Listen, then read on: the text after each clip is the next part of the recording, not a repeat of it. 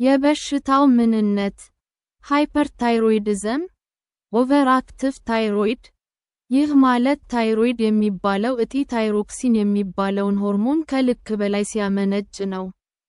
ታይሮይድ እጢ አንገታችን ፊት ለፊት የሚገኝ ሲሆን የሰውነታችንን ሜታቦሊዝም፣ የምግብ መቃጠል ሂደትና ሌሎችም አተነፋፈስ፣ የልብ ምት፣ የነርቭ ስርዓት፣ ክብደት መጨመር፣ የሰውነትን ሙቀት መቆጣጠር እና ሌሎች ቁጥጥሮችን የሚያደርጉ ሆርሞኖችን ያመነጫል።